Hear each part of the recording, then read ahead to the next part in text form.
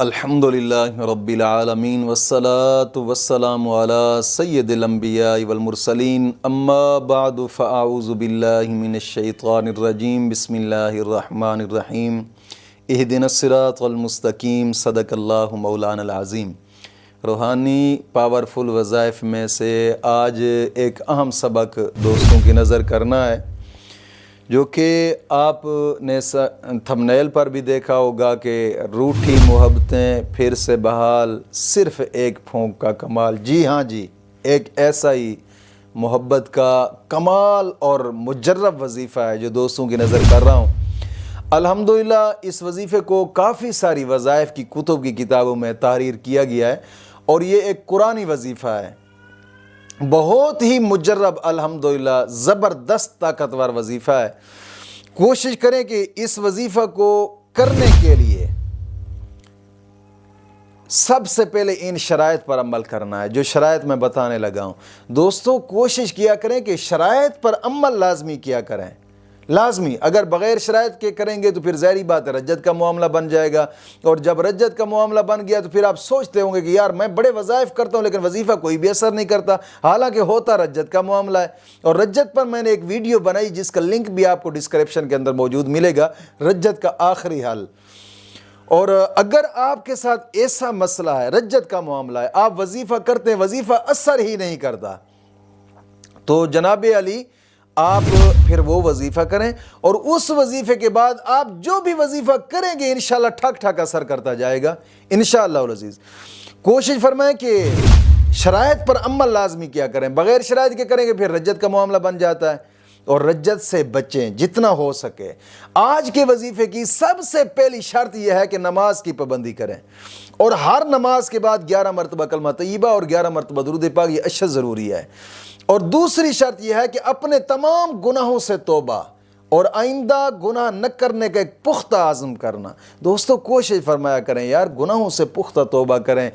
ये बुज़ुर्ग फरमाते ज़िंदगी 4 दिन की है, और कई बुज़ुर्ग खुलासा निकाल कर गए हैं, वो फरमाते हैं कि ज़िंदगी सिर्फ 3 सांस का नाम है, एक ले लिया, दूसरा ले रहे हैं और तीसरे का पता भी नहीं ले सकते या नहीं ले सकते। तो दोस्तों इतनी मुख्तसर ज़िंदगी में फिर इतनी लंबी उम्मीदें और गुनाहों से तौबा न करना, क्या पता किस वक्त ज़िंदगी ख़त्म हो जाए।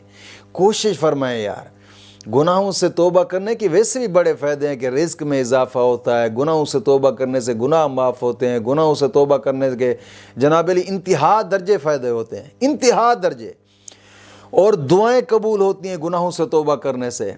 और गुनाहों से तौबा करने का सबसे बड़ा फ़ायदा ये होता है, आका करीम सल्लल्लाहु अलैहि वसल्लम ने फरमाया अत्ताइबु हबीबुल्लाह, तौबा करने वालों को अल्लाह अपना दोस्त रखता है। कोशिश फरमाया कि गुनाहों से पुख्ता तौबा और आइंदा गुनाह न करने का एक पुख्ता अज़्म करना। और तीसरी शर्त यह है कि रोज़ाना की बिना पे कम अज़ कम 2 रकू कुरान पाक की तिलावत के लाजमी करें, लाजमी।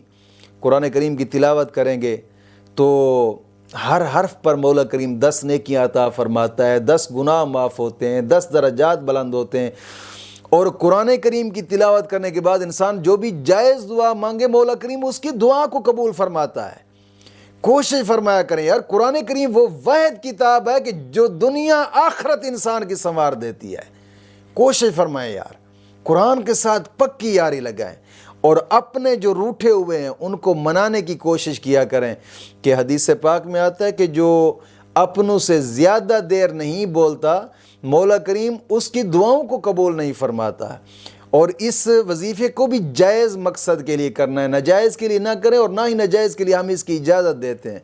मिसाल के तौर पर मियाँ बीवी से रूठा हुआ या बीवी मियाँ से रूठी, अक्सर औक़ात ऐसा भी होता है, छोटी छोटी बात पे बहुत बड़े बड़े मसाइल बना दिए जाते हैं, और इतने मसाइल फिर बना दिए जाते हैं कि मियाँ बीवी आपस से अलग हो जाते हैं। यार छोटी छोटी बात को कोशिश किया करें बर्दाश्त करने, सब्र किया करें। जो लोग सब्र करते हैं ना उनको बड़ा अजर मिलता है।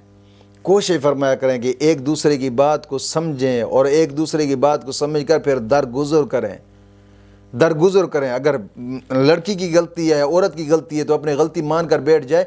अच्छी औरतें होती भी वही हैं कि जो अपने शौहर की बातें समझ कर मान कर बैठ जाती हैं। कोशिश फरमाया करें, क्योंकि अल्लाह रब्बुल इज़्ज़त ने मर्द को हाकिम बनाया है और हाकिम की बात महकूम पर मानना ज़रूरी होती है। कोशिश फरमाया करें कि छोटी छोटी बातों को बड़ा लंबा पहाड़ न बनाया करें। और आज का वजीफ़ा उन रूठों को मनाने के लिए, अगर करीबी हैं खिला सकते हैं तो फिर बेशक ये आयत मुबारक पढ़कर उनको खिला दें, इंशाअल्लाह मोहब्बत बढ़ती जाएगी। अगर रूठे हुए और दूर दूर हैं तो फिर तसव्वुर में पढ़कर जनाब अली दम कर दें, इंशाअल्लाह अज़ीज़। इंशाअल्लाह अज़ीज़ मैं गारंटी से कहता हूँ, एक दिन करेंगे दूसरे दिन करने की आपको ज़रूरत नहीं पड़ेगी इंशाअल्लाह अज़ीज़। ये एक ऐसा मुजर्रब और कमाल वजीफ़ा है।